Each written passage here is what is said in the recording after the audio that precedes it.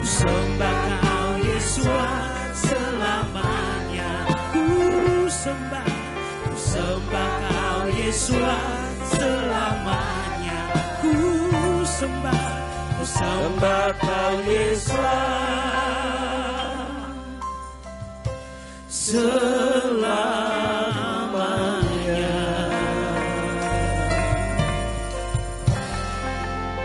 Kami mengakui Tuhan, sulit bagi kami secara manusiawi untuk membalas cinta kasih Yeshua kepada kami. Hanya kesetiaan yang kami bisa berikan kepada Engkau untuk belajar takut akan kebenaran firman. Oleh karena itulah pada petang hari ini kami dapat memuji-muji dan meninggikan nama-Mu.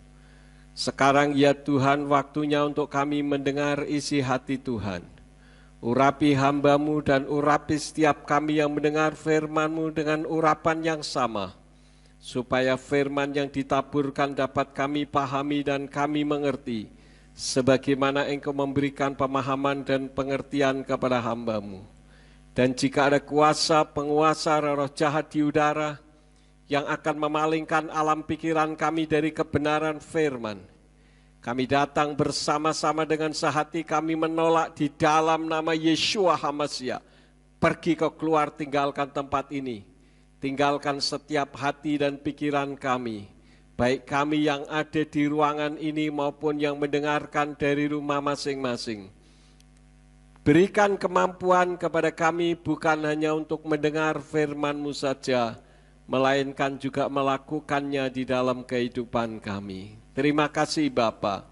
Demi nama Adonai Yeshua HaMashiach, kami sudah berdoa dan mengucap syukur. Haleluya. Semua yang percaya katakan amin. Shalom Aleichem. Puji Bapak Yahweh, Bapak Ibu saudara sekalian, sesuai dengan flyer yang sudah saudara terima, pada saat ini saya akan menyampaikan firman yang saya beri judul Beda Tuhan dan Setan. Mungkin ada di antara kita yang berpikir, ya jelas beda toh Pak Tuhan dengan setan. Tetapi seringkali kita salah mengartikan dalam tindakan-tindakan yang dilakukan oleh setan. Yang sering dipikirkan beda Tuhan dan setan, yang pertama adalah wajahnya. Banyak orang yang mendapatkan penglihatan ketemu dengan Tuhan, wajahnya penuh dengan kemuliaan, penuh dengan ketenangan, bahkan memancarkan sinar kebahagiaan bagi setiap orang yang melihatnya. Tapi beda dengan setan. Siapa di antara saudara yang pernah melihat setan? Tolong angkat tangan. Tuh, tidak ada yang pernah lihat setan. Saudara takut tidak dengan setan? Halo? Tidak takut? Berani malam-malam ke kuburan sendiri? Katanya setan itu menakutkan, padahal belum pernah melihat. Lucu ya kalau dipikir, belum pernah melihat tapi takut.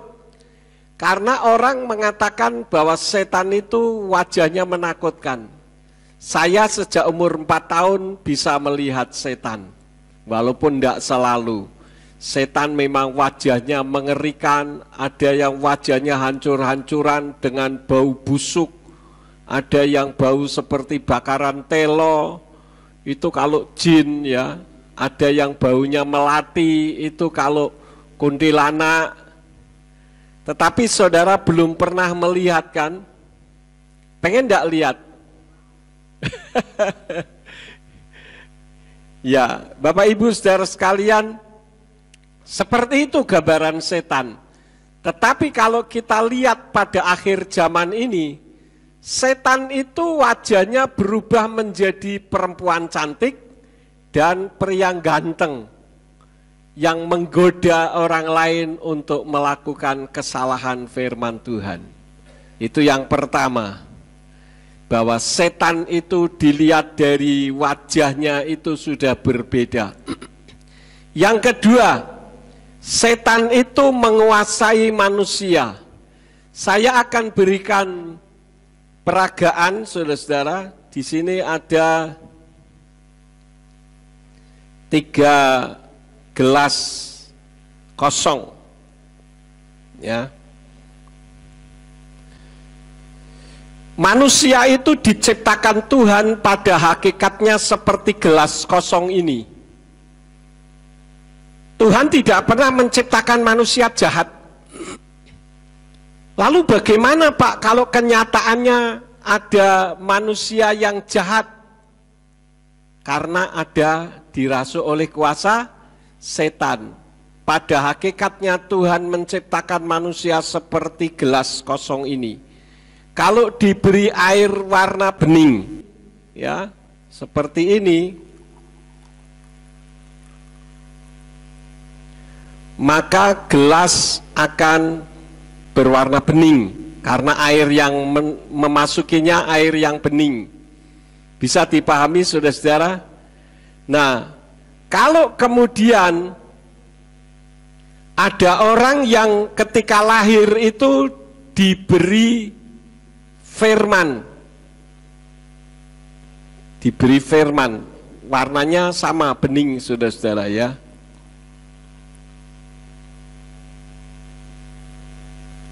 Kemudian diajari ajaran yang jahat. Awas lu, jangan percaya kepada Yesua. Nanti kalau percaya kepada Yesua, matinya kamu disalib. Ya, itu ibaratnya seperti betadin ini. Ini ajaran yang tidak baik. Sehingga gelas yang tadinya berwarna bening berubah menjadi apa? Coklat kehitam-hitaman. Seperti ini. Nah, orang yang sudah kemasukan roh jahat, maka tubuhnya jadi mengandung kejahatan. Itulah sebabnya maka orang bisa berbuat jahat, tapi bukan berarti Tuhan menciptakan orang jahat loh, ya. Tuhan menciptakan manusia seperti gelas kosong ini, yang ketika diisi oleh firman Tuhan yang bening, maka gelasnya akan tampak indah, begitu. Tetapi ketika orang sudah jahat dengan warna seperti ini, ketika masuk di gelas yang kosong ini, diajarkan, maka gelasnya akan berubah menjadi seperti ini atau seperti yang ini, saudara. Tentu saja seperti yang ini, ya kan? Tetapi beda halnya dengan orang yang sudah dipenuhi Ruach HaKodes. Ada satu kuasa, ada suatu otoritas yang menguasai orang tersebut. Sehingga meskipun diberi ajaran-ajaran jahat seperti ini,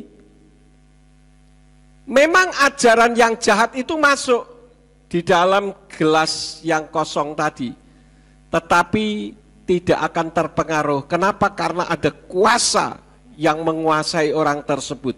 Jadi walaupun ini masuk, tetap berwarna bening. Ya, ini dimasukkan ya tetap warnanya bening.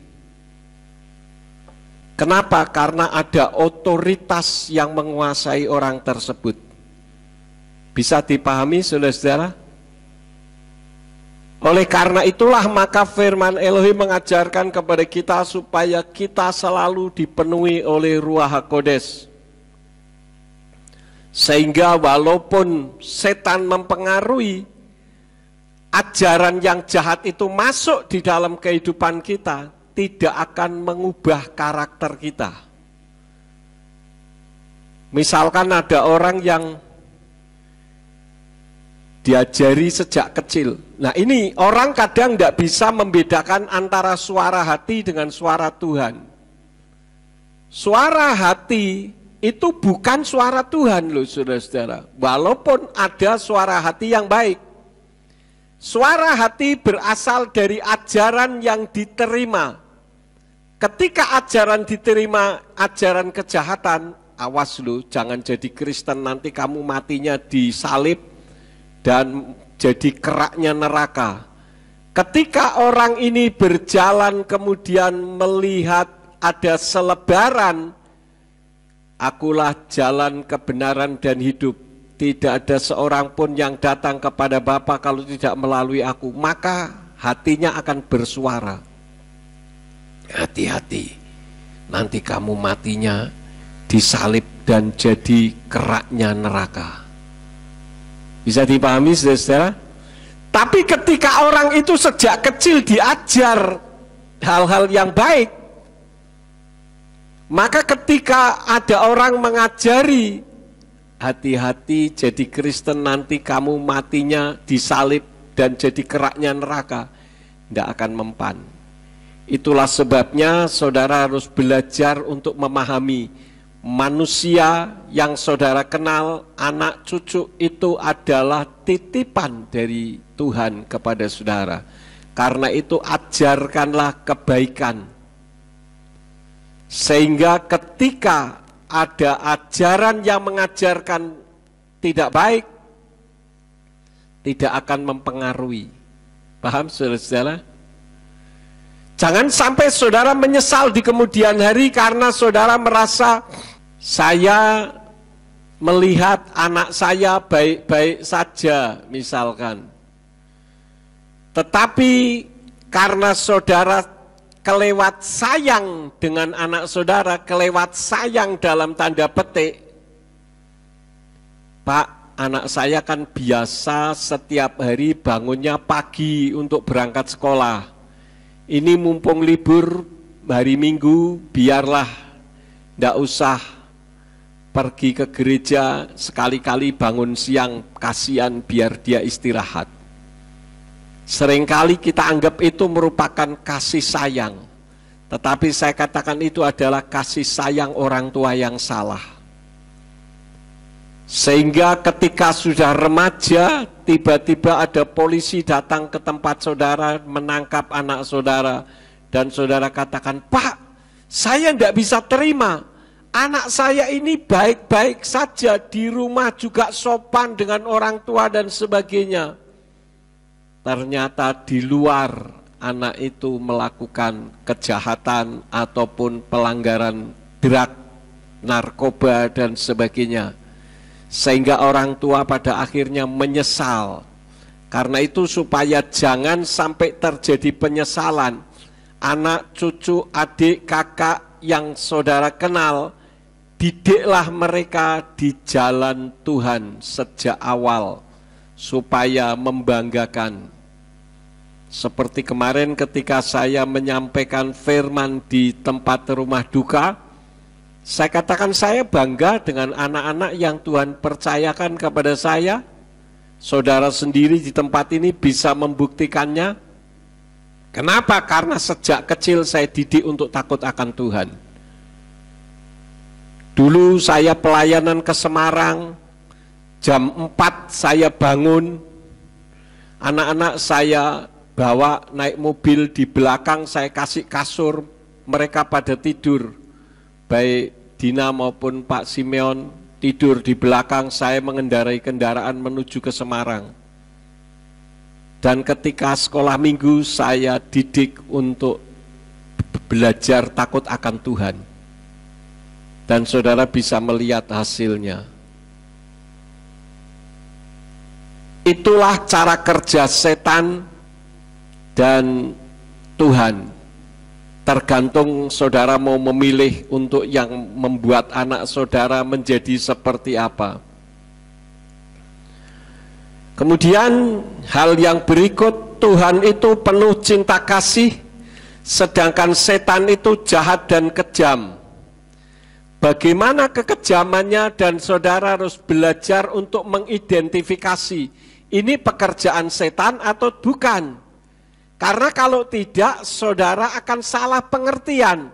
Sehingga banyak sekali orang-orang yang mengatakan, Tuhan, kenapa engkau lakukan ini terhadap diriku? Sehingga aku mengalami penderitaan yang seperti ini. Nah, untuk itu saya akan ajak saudara untuk membuka di dalam kitab Iyyub. Kitab Iyyub pasal yang ke-1. Kitab Iyyub pasal yang ke-1 ayat yang ke-12. Di sana dari Indonesian Literal Translation dikatakan demikian. Dan Yahweh berkata kepada Satan, lihatlah segala miliknya ada di tanganmu, hanya hendaklah engkau tidak mengulurkan tanganmu kepadanya. Dan Satan pergi dari hadapan Yahweh. Di sana katakan, dan Yahweh berkata kepada Satan, lihatlah. Ada kata lihatlah di situ. Tetapi ketika saya membaca di dalam kitab berbahasa Ibrani, di sana berbunyi, Wayomer Yahweh el hasatan hine kal asyer lo beyadeka rak elai altislak yadeka wayetse hasatan meim penai. Di sana menggunakan kata hine. Saya melihat di dalam kamus kitab suci, kata hine itu bisa berarti kata seru saja. Kalau di dalam terjemahan bahasa Inggris dari Word English Bible dikatakan di dalam Iyyub 1 ayat yang ke-12, Yahweh said to Satan, behold, all that he has is in your power. Only on himself don't stretch out your hand. So Satan went out from the presence of Yahweh. Di sana diterjemahkan behold. Behold itu kata seru yang bisa berarti si, tuh gitu ya. Kalau diterjemahkan ke dalam bahasa Indonesia kira-kira artinya nih gitu. Nih diberikan. Jadi kalau diterjemahkan sesuai dengan terjemahan yang benar berbunyi demikian. Dan Yahweh berkata kepada Satan, nih segala miliknya ada di tanganmu, hanya hendaklah engkau tidak mengulurkan tanganmu kepadanya. Dan Satan pergi dari hadapan Yahweh. Jadi kisahnya pada saat itu Yahweh sedang ngobrol dengan setan. Yahweh tanya, setan, dari mana kamu? Setan bilang, keliling-keliling dunia, kata setan. Lalu Tuhan tanya, kamu lihat enggak hambaku Iyyub? Dia orang yang saleh, jujur, takut akan kejahatan dan menjauhi kejahatan dan takut akan Elohim. Setan langsung ngomong, masa iya? Tentu saja dia seperti itu karena engkau menjaga dan melindungi. Coba kalau engkau tidak melindungi, apakah dia tetap menjadi orang yang saleh, jujur, takut akan Elohim dan menjauhi kejahatan? Maka Tuhan katakan, nih semua yang dimiliki ada di tanganmu, kira-kira demikian. Nah, kerusakannya yang dibuat oleh setan itu bertubi-tubi dan cepat. Jadi kalau saudara punya masalah, masalah satu belum selesai, ada masalah berikut. Masalah berikut belum selesai, ada masalah lain lagi. Jangan-jangan ini adalah penyerangan setan. Kita lihat ayatnya di dalam Iyyub 1 ayat 13 sampai 19. Iyyub 1 ayat 13 sampai 19 dari Indonesian Literal Translation dikatakan demikian. Pada suatu hari ketika anak-anak lelaki dan perempuannya sedang makan-makan dan minum anggur di rumah saudara mereka yang sulung, Dan datanglah seorang pesuruh kepada Iyob dan berkata, lembu-lembu sedang membajak dan keledai-keledai betina sedang makan di sampingnya. Tetapi datanglah orang Seba menyerang serta merampasnya, dan mereka menghantam para bujang laki-laki dengan mata pedang, dan hanya aku sendirilah yang terluput untuk memberitahu secara langsung kepadamu. Sementara orang ini sedang berbicara, datanglah orang lain dan berkata, api Elohim telah menyambar dari langit dan menyala di antara domba-domba dan para bujang laki-laki, dan telah melahap mereka, dan hanya aku sendiri yang terluput untuk memberitahu secara langsung kepadamu. Sementara orang ini sedang berbicara, orang lain datang dan berkata, orang-orang Kasdim membentuk 3 pasukan dan menyerbu unta-unta serta membawanya pergi, dan mereka menghantam para bujang laki-laki dengan mata pedang, dan hanya aku sendirilah yang terluput untuk memberitahu secara langsung kepadamu. Sementara orang ini sedang berbicara, orang lain datang dan berkata, anak-anak lelakimu dan anak-anak perempuanmu sedang makan-makan dan minum anggur di rumah saudara mereka yang sulung.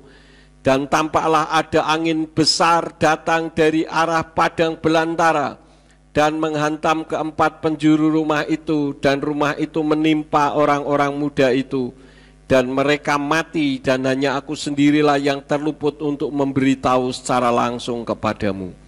Dari ayat-ayat yang saya baca, saudara perhatikan ayat 16, ayat 17, ayat 18. Ada kalimat yang selalu diulang-ulang, yaitu sementara orang ini berbicara. Artinya spontan. Laporan kehancuran belum selesai dilaporkan, sudah ada orang datang lagi untuk melaporkan kehancuran yang berikut. Bisa dipahami saudara-saudara? Jadi kalau saudara punya masalah, masalah keuangan, masalah sakit penyakit, masalah keluarga, banyak masalah terjadi secara bertubi-tubi, saudara harus mengidentifikasi ini adalah cara kerja setan. Setan itu bodoh loh saudara-saudara. Dia cara kerjanya tidak pernah berubah dahulu, sekarang, dan sampai selama-lamanya. Coba kalau setan pintar mengubah tekniknya saja, manusia sudah pusing 7 keliling. Tetapi seringkali meskipun cara kerjanya sama, banyak umat-umat Tuhan yang pusing 7 keliling. Kenapa? Karena tidak memahami firman Tuhan. Kalau saja memahami firman, maka setan itu mudah ditangkal. Kenapa? Karena cara kerjanya selalu sama. Dulu misalkan, ketika awal saya mensosialisasi nama Bapa Yahweh, terjadi masalah, saya mulai diskorsing. Setelah diskorsing, tidak lama dipecat. Setelah dipecat, dilaporkan polisi. Setelah dilaporkan polisi, dilaporkan Limas, DPRD, dan bahkan diserahkan kepada orang-orang saudara Islam. Karena saya difitnah katanya menghina agama Islam. Padahal saya mengembalikan nama Allah kepada mereka, karena di dalam Al-Quran nama Allah itu menjadi nama, sedangkan orang Kristen rancu, sebagian nama, sebagian sebutan, ya. Jadi penderitaan itu datang bertubi-tubi, saudara-saudara. Saya dipanggil polsek, saya dipanggil ke Polwil, jemaat diintimidasi, kamu kalau ikut Pak Yakub nanti kamu ikut ditangkap polisi. Jadi penderitaan itu bertubi-tubi. Saya menyadari bahwa itu perbuatan setan. Kenapa? Karena sesembahan yang selama ini ditinggikan tiba-tiba harus berhenti dan diajarkan kepada yang lain supaya tidak lagi disebut. Maka roh itu marah kepada saya. Jadi Dikatakan seperti ayat 16, 17, 18 dikatakan sementara orang ini berbicara, laporan baru sampai, sudah ada laporan berikut kehancuran yang sama. Mungkin saat ini saudara sedang punya masalah yang bertubi-tubi. Jangan saudara buru-buru menyalahkan Tuhan. Bisa saja saat ini dalam posisi seperti bagaimana Bapak Yahweh bangga terhadap Iyub. Yahweh katakan kepada setan, "Hei setan, kamu lihat enggak hambaku Iyub? Dia itu orang yang saleh, jujur, takut akan Elohim dan menjauhi kejahatan loh." Jadi Bapak Yahweh itu pamer istilahnya. Maka setan tidak terima. Tetapi bukan berarti Bapak Yahweh lah yang menghancurkannya. Karena Tuhan itu tidak bisa menghancurkan. Jadi hal yang pertama, penyerangan setan itu teridentifikasi kalau saudara punya masalah bertalu-talu. Misalkan di dalam satu keluarga saudara sakit, nanti didoakan sembuh, anaknya sakit, gantian kakaknya, adiknya, muter saja, itu jelas penyerangan setan, saudara-saudara. Yang kedua, setan itu kan bisa menyamar menjadi malaikat terang. Maka setan juga melakukan seolah-olah Tuhan ikut campur untuk ikut memusuhi manusia. Karena adanya kuasa yang besar. Di dalam ayat yang ke-16 dari Iyub 1 ayat yang ke-13 sampai 19 yang tadi saya baca, perhatikan ayat yang ke-16. Di sana dikatakan, sementara orang ini sedang berbicara, datanglah orang lain dan berkata, api Elohim telah menyambar dari langit. Pertanyaannya, siapa yang bisa menurunkan api dari langit kalau bukan Bapa Yahweh? Ya kan? Sehingga kalau orang tidak hati-hati, orang akan berpikir Tuhan kok juga ikut memusuhi saya. Padahal bukan begitu. Memang yang mampu menurunkan api dari langit adalah Bapa Yahweh. Contohnya ketika Nabi Elia berperang melawan 450 nabi-nabi Baal. Semua dikalahkan ketika turun api dari langit. Itu yang menurunkan adalah Bapa Yahweh. Tetapi dalam kasus ini yang menurunkan bukan Bapa Yahweh, tetapi setan yang sudah diberi kuasa tadi. Yang ayatnya katakan, nih artinya kekuasaan itu diberikan kepada setan. Sehingga setan pun mampu menurunkan api Elohim. Kemudian ayat yang ke-19 dikatakan, dan tampaklah ada angin besar, siapa yang menguasai angin kalau bukan Bapa Yahweh? Ketika murid-murid ada di tengah danau diserang angin sakal, Yeshua memberhentikan angin. Angin tunduk. Jadi orang kalau tidak hati-hati akan berpikir bahwa Tuhan ikut campur tangan mengganggu kehidupan kita. Seolah-olah seperti itu. Tetapi kitab suci mengajarkan kepada kita bahwa Tuhan tidak pernah mencobai manusia. Di dalam Yakub 1 ayat yang ke-13 dari Indonesian Literal Translation dikatakan, ketika dicobai, janganlah seorang pun berkata, aku dicobai oleh Elohim, sebab Elohim tidaklah dapat dicobai oleh yang jahat, dan dia sendiri tidak mencobai siapapun. Jadi jangan ketika saudara sedang bermasalah, punya banyak masalah-masalah di dalam kehidupan saudara, lalu saudara katakan, aku sedang dicobai oleh Tuhan.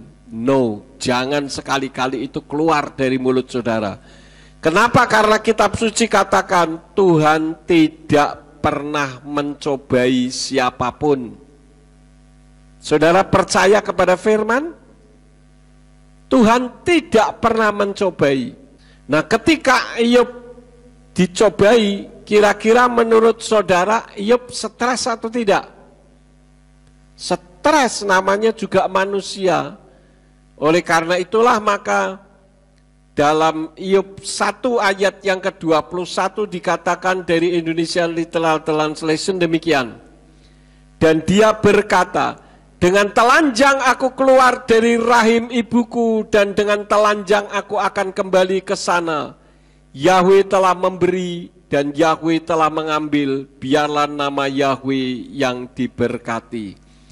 Ini adalah kalimat ketika Iyyub dalam keadaan stres karena hartanya hancur semuanya, anak-anaknya mati semuanya, bahkan pegawai-pegawainya juga mati. Lalu dia sendiri ada sakit yang menjengkelkan, bukan sakit yang mematikan, yaitu sakit gatal yang luar biasa. Sampai-sampai kitab suci katakan Iyyub menggaruk menggunakan kukunya itu tidak tahan, sehingga harus menggaruk menggunakan beling, baru terasa. Saudara bisa bayangkan bagaimana gatalnya tubuhnya Iyyub pada saat itu. Jadi Bapak Ibu Saudara sekalian, ini adalah pernyataan stres dari Iyyub. Dikatakan Yahweh telah mengambil, Yahweh yang memberi, Yahweh telah mengambil. Padahal kitab suci mengatakan Yahweh tidak pernah mengambil sesuatu dari kita.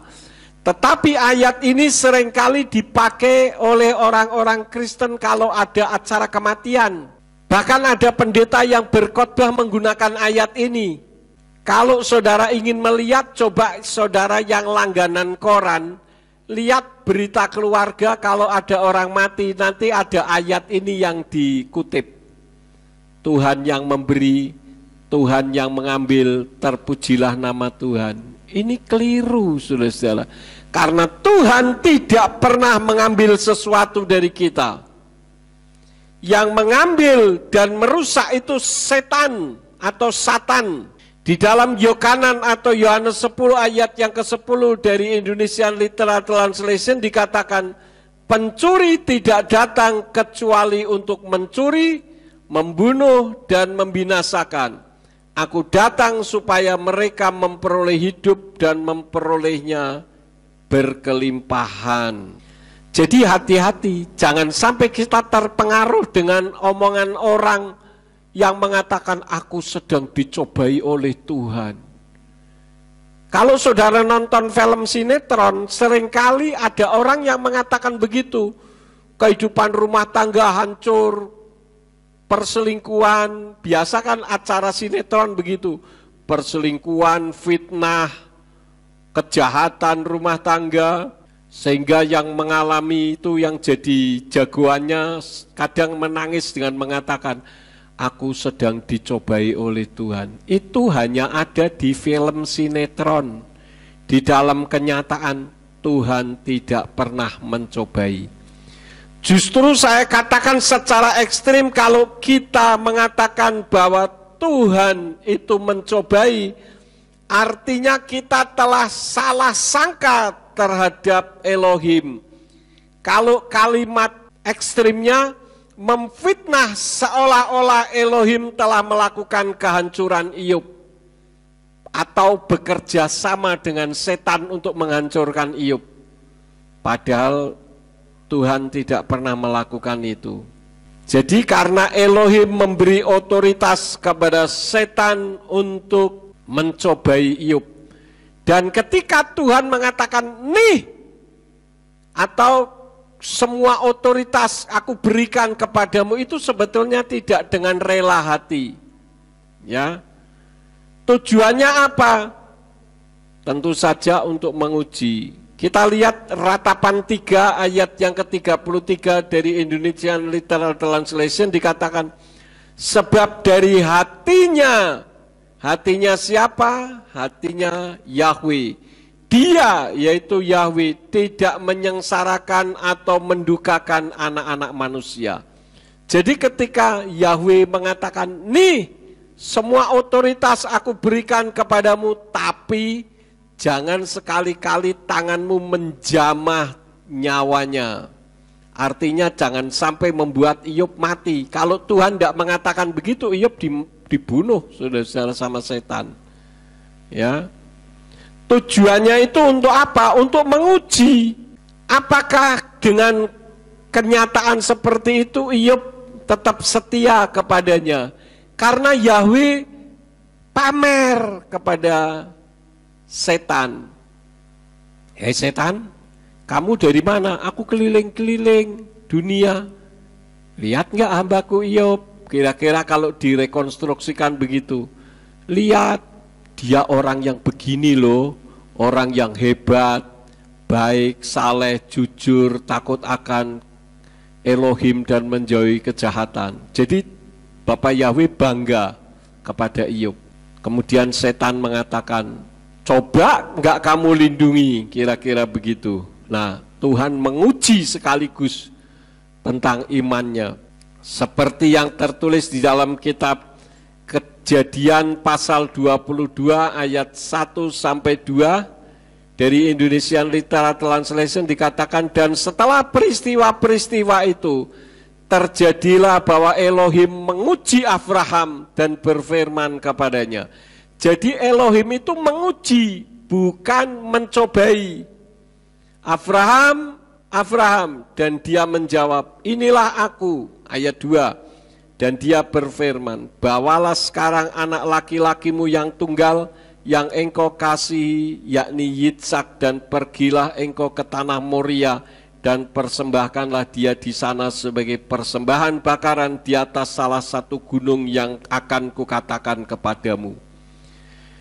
Bayangkan, Abraham itu pengen punya anak dari Sarai. Sudah tua mereka tidak punya anak, tetapi Bapak Yahweh menjanjikan untuk mereka pasti punya anak, saudara-saudara. Nah, ketika pada akhirnya mereka punya anak, mungkin tidak tertulis dalam kitab suci bagaimana Abraham ini memanjakan anaknya yang bernama Yitsak ini, karena dia adalah anak perjanjian. Bayangkan orang sudah lama pengen punya anak, enggak punya anak, tiba-tiba punya anak, biasanya anaknya dimanja.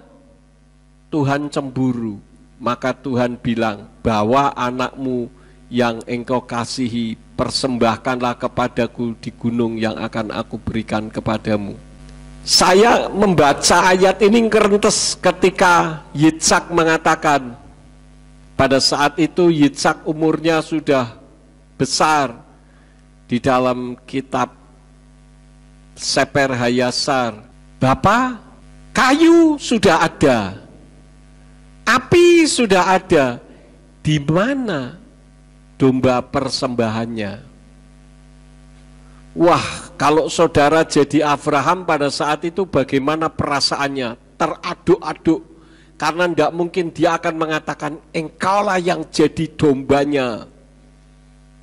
Ini sesuatu yang sangat sulit sekali dilakukannya. Kenapa Tuhan izinkan hal itu? Karena Tuhan cemburuan.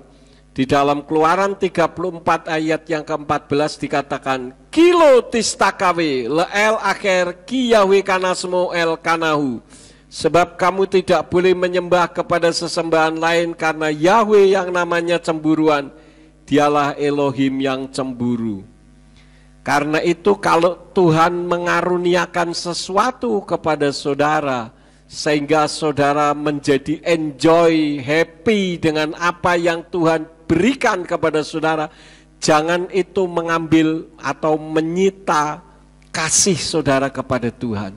Tadi pagi saya ceritakan bagaimana ketika awal saya punya mobil Panther, baru mobil Panther keluar, saya bisa beli mobil Panther. Wah, senang sekali saudara-saudara. Nggak hujan juga dibersihkan terus menerus. Rupanya itu membuat Tuhan cemburu. Tuhan pakai anak sekolah minggu, namanya Ari. Ambil batu, itu di moncongnya mobil itu ditulis namanya Ari. Saudara bayangkan, mobil baru selalu dicuci setiap hari, walaupun tidak hujan tiba-tiba ada tulisannya Ari. Kalau saudara jadi saya, kira-kira marah atau tidak? Marah. Cuman mau marah bagaimana, yang nulis anak sekolah minggu Kalau yang nulis orang lain, saya bisa ngamuk sejadi-jadinya. Tapi Tuhan pakai anak sekolah minggu nulis, Aryo nek tulisannya apik. Sudah tulisannya ndak baik, tulis pakai batu. Bayangkan saudara-saudara. Ya wis cuma ngelus dodo. Ya sudah, Tuhan mau bagaimana lagi. Kalau saya marah, satu jiwa bisa tidak mau lagi datang ke gereja. Ya sudah. Sejak itu saya tidak pernah nyuci mobil Panther, saudara-saudara. Mau hujan ya silahkan, kalau ada waktu dicuci, kalau enggak ya enggak dicuci, wis gitu. Kalau tadinya kan enggak hujan pun dicuci, dilapin, lagi-lagi dilihat dalamnya. Tuhan cemburu. Jangan sampai Tuhan cemburu juga kepada saudara. Saudara punya anak, anaknya dimanja melebihi Tuhan dan sebagainya. Jadi Elohim menguji, saudara-saudara, ya. Di dalam kitab Matius 10 ayat yang ke-37 dari Indonesian Literal Translation dikatakan, siapa yang mengasihi ayah atau ibunya lebih daripadaku, tidaklah layak bagiku. Dan siapa yang mengasihi anak laki-laki atau anak perempuannya lebih daripadaku, tidaklah layak bagiku. Artinya bukan Tuhan itu mengajar untuk anak kurang ajar terhadap orang tua, tetapi Tuhan sedang berbicara prioritas kasih. Kalau saudara mau berangkat ke gereja, tiba-tiba orang tua saudara sakit dan membutuhkan pertolongan, menurut saudara, apakah saudara tetap pergi ke gereja atau ngurusi orang tua? Halo? Yang benar ngurusi orang tua. Itu sudah sama saja dengan melayani. Kecuali ketika saudara mau beribadah kepada Bapa Yahweh, orang tua mengatakan, jangan, itu ajaran sesat. Nah, saudara boleh tidak mengikuti itu, tapi bukan berarti saudara memberontak kepada orang tua atau memaki-maki orang tua. Tidak boleh, karena kitab suci di dalam Torah juga katakan, kasihilah ayah ibumu supaya panjang usia atau umurmu di negeri yang Bapa Yahweh berikan kepadamu. Jadi ayat ini tidak mengajarkan orang untuk memberontak kepada orang tua.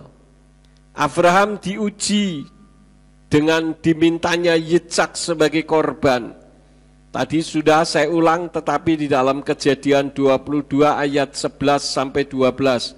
Tetapi berserulah malaikat Yahweh dari langit kepadanya dan berfirman, Abraham, Abraham, dan dia menjawab, inilah aku. Lalu dia berfirman, jangan engkau mengulurkan tanganmu ke atas anak itu, dan jangan berbuat apapun kepadanya, karena sekarang aku mengetahui bahwa engkau seorang yang takut akan Elohim, dan engkau tidak menahan anak laki-lakimu, anak tunggalmu dari aku.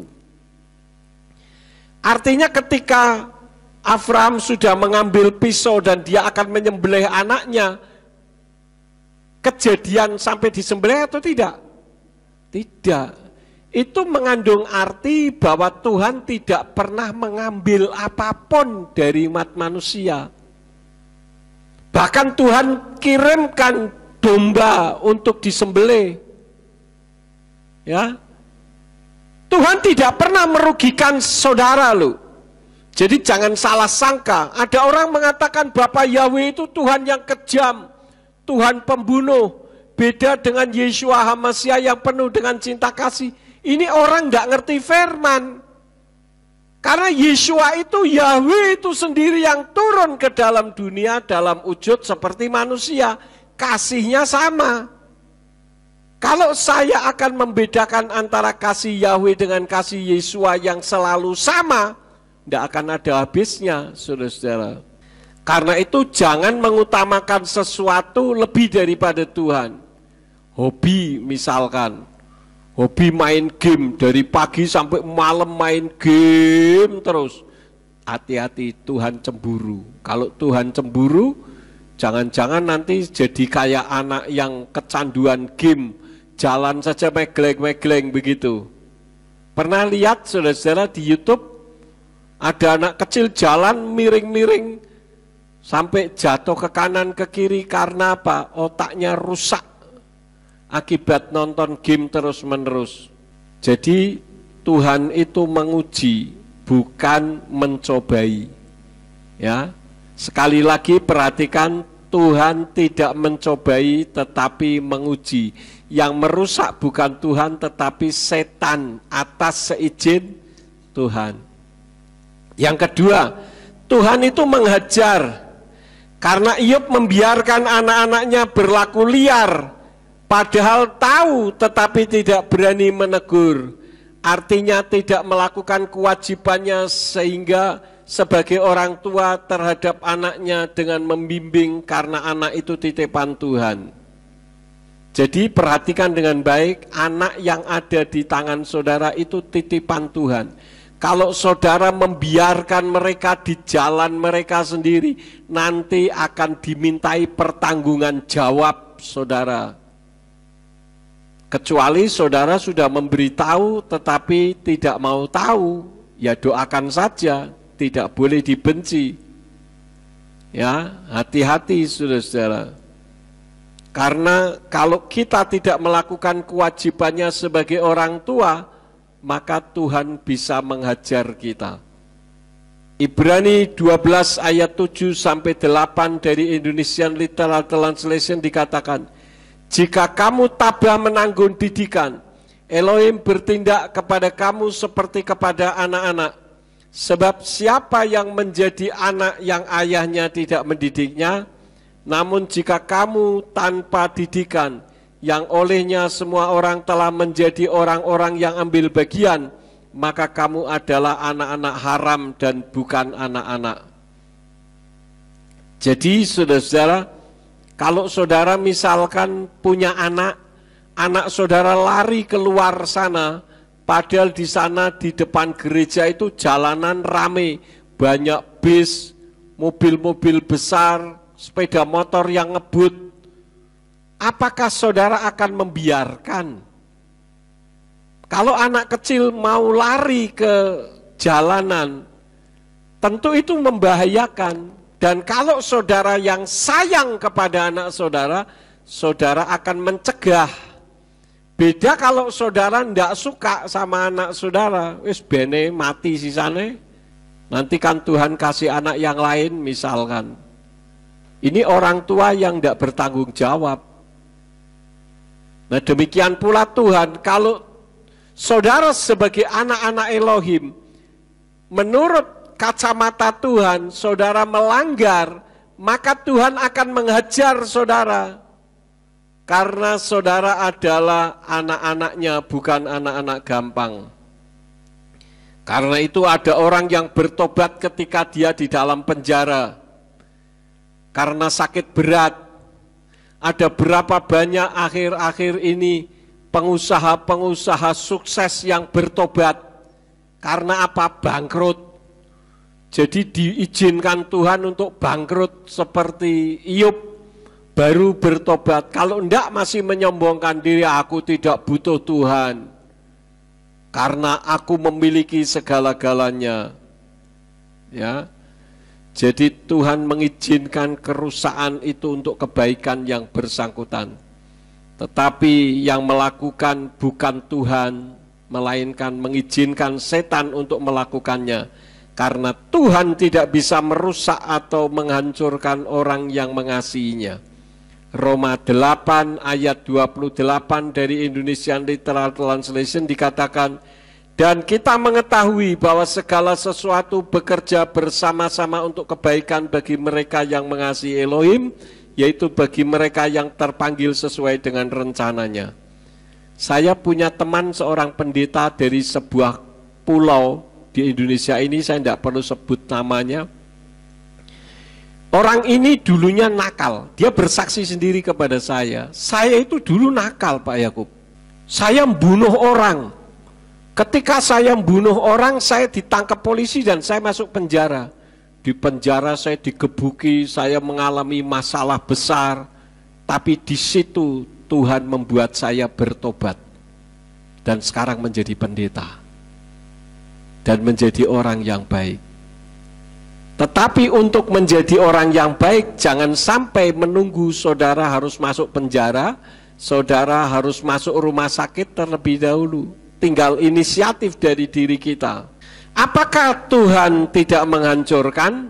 Tuhan pun menghancurkan. Yang pertama, Tuhan menghancurkan berhala. Di dalam Yekeskel 30 ayat 13 dari Indonesian Literal Translation dikatakan, beginilah Tuhan Yahweh berfirman, aku juga akan menghancurkan berhala-berhala dan melenyapkan sesembahan-sesembahan dari Memphis. Dan di sana tidak akan ada lagi pemimpin di tanah Mitsraim, dan aku akan memberi kengerian di tanah Mitsraim atau tanah Mesir. Jadi Tuhan itu menghancurkan berhala-berhala. Kenapa Tuhan cemburuan? Dan kalau kita membaca di dalam kitab suci, apa sebetulnya yang ditakutkan Tuhan? Yang ditakutkan Tuhan adalah kalau umatnya menyembah berhala. Maka dia sangat cemburu. Jangan membuat kita membangkitkan kecemburuan Tuhan, saudara-saudara.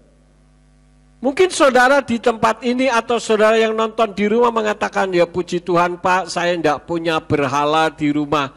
Jangan saudara pikir yang disebut berhala itu berbentuk patung yang disembah-sembah. Memang itu berhala, tetapi ada berhala rohani yang sama kadarnya dengan berhala jasmani. Di dalam Kolose 3 ayat yang kelima dari Indonesian Literal Translation dikatakan, oleh karena itu matikanlah bagian-bagianmu atas keduniawian, yaitu percabulan, kenajisan, hawa nafsu, hasrat, dan keserakahan yang sama dengan penyembahan berhala. Jadi saudara tidak punya berhala, tetapi kalau saudara memiliki sifat ini di dalam hati, itu sama saja dengan saudara punya berhala. Dan Tuhan akan menghancurkan. Yang kedua, Tuhan menghancurkan setan-setan. Roma 16 ayat 20 dari Indonesian Literal Translation dikatakan, dan Elohim, sumber damai sejahtera, akan segera menghancurkan Satan di bawah kakimu. Anugerah Tuhan kita Yeshua HaMashiach menyertai kamu. Amin. Jadi Bapak Ibu Saudara sekalian, kalau kita dekat dengan Tuhan, kita diberi otoritas juga. Seperti Tuhan memberikan otoritas kepada Satan, maka Tuhan memberikan otoritas untuk menguasai setan. Karena itu Tuhan katakan di dalam Yeshua, injaklah kalajengking dan sebagainya. Diberi kuasa untuk menginjak kalajengking, ular dan sebagainya. Itu adalah menang terhadap kuasa penguasa. Itulah sebabnya dia berfungsi sebagai Yahweh Nisi, Yahweh sang panji-panji kemenangan. Itu menghadapi kuasa setan. Yang ketiga, apakah Tuhan menghancurkan? Tuhan menghancurkan, yaitu menghancurkan orang yang memusuhi orang benar. Keluaran 14 ayat 27 dari Indonesian Literal Translation dikatakan, dan Mose mengulurkan tangannya ke atas laut, dan berbaliklah air laut itu seperti semula menjelang pagi hari, dan orang-orang Mitsraim yang berlarian sambil menyongsong air itu, dan Yahweh menenggelamkan orang Mitsraim di tengah-tengah laut itu.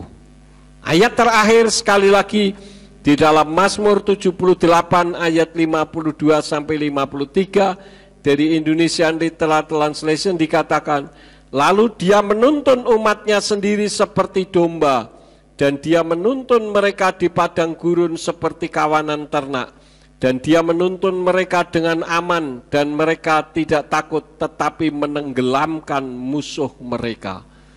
Jadi kalau saudara melawan Tuhan akan menjadi musuh Tuhan. Tetapi kalau saudara mengasihi Tuhan, dia akan mengasihi dan melindungi saudara. Inilah perbedaan setan dengan Tuhan, ya.